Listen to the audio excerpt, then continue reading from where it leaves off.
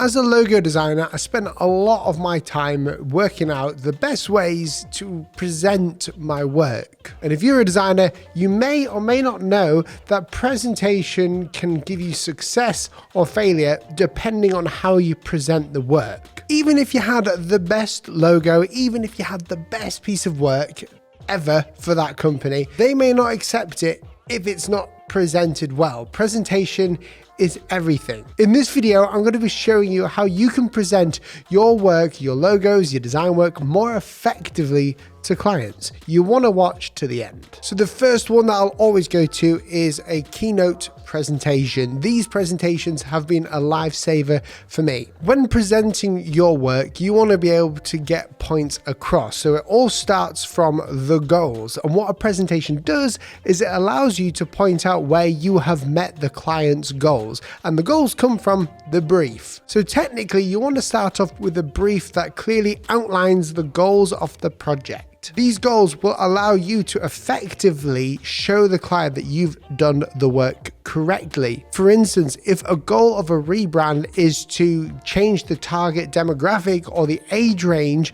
from 30 all the way down to 14 years of age, then you can show how you did that in a presentation. Whenever I start a new project, I'm instantly thinking of the goals and how I can actually show them, how I meet them, and this helps me understand how to more effectively create the logo. When I'm presenting a concept or an idea or a logo to someone or a company, I always show them the behind the scenes within the presentation. Remember, if you're freelance, the company doesn't see what you're doing. They don't know how much work you've put into the design. So if you just show them the finished design, they're never actually going to work out the value that you've given them. With a presentation though, you can show the company that you have really thought about things that they may not have, which shows the value you have of creating that logo. It's like when I used to do maths work, or as the Americans say, math. I was really bad at maths, but my teacher always told me that even if the answer was wrong and I showed my working out, I may still get points or marks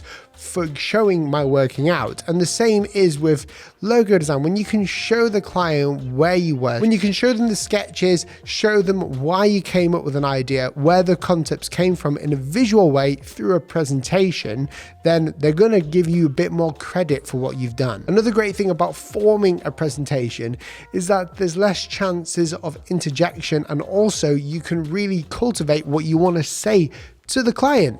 So that makes it a lot easier for you, the person who's designed the logo, to get your points across and to meet the goals of the client. As well as a presentation, the second thing you should always be thinking about doing is closing the gap between reality and fantasy. If you're rebranding a company, it's a bit different to starting a company or branding a brand new one. That new company is going to take a logo and be a bit more okay with it. They're not going to baby it too much. But when you rebrand a new company, they may have an idea of what you may do, and when you give them something completely different that they weren't expecting but works, they may not like it very much. One thing that helps with any branding process or logo design creation or design creation of a new app or a new logo or an illustration is to show it in real life. If you can show the client how the logo or how the design work can really work in real life, how it would look, the usage cases,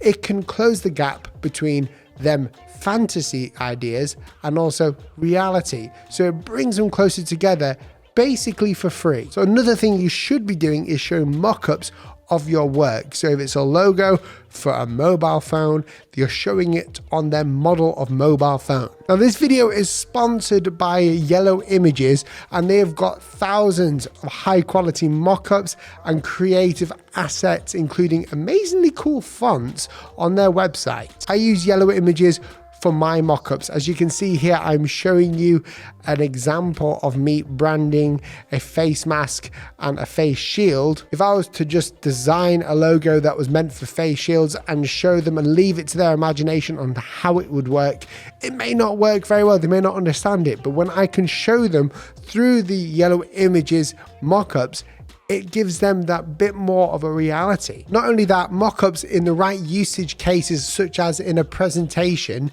really do help with the selling aspect, which moves us on to point number 3, selling. When presenting a logo, you're not just showing them the work and hoping the client will say yes, you're actually selling them an idea.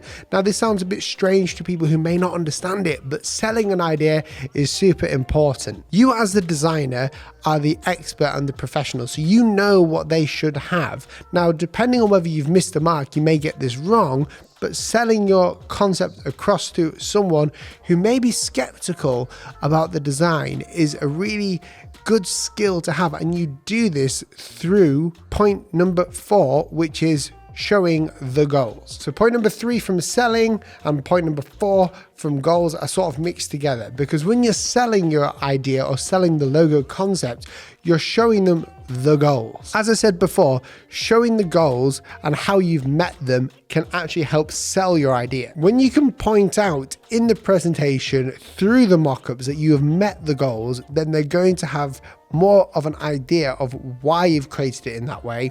Then they're going to win and they're going to be fully understanding of what your decisions were. I just want to thank Yellow Images again for sponsoring this video. Yellow Images have thousands of creative assets and mockups for you to use in presentations, but not only that, they've got fonts, they've got everything from Procreate brushes and PowerPoint deck slides that you can use as a template. I use Yellow Images for a lot of my presentation work simply because of the quality that I get from them, and you should try them out by clicking that link down below in the description and see some of the amazing mockups. In fact, I'll link the mockup that I used in this video for the face mask and the face shield down below so you can have a look at that as well. If you did enjoy this video, please press that red subscribe button down below, turning on post notifications so you don't miss out on another video when I upload. Thanks for watching, guys, and I'll catch you in the next video. See you soon.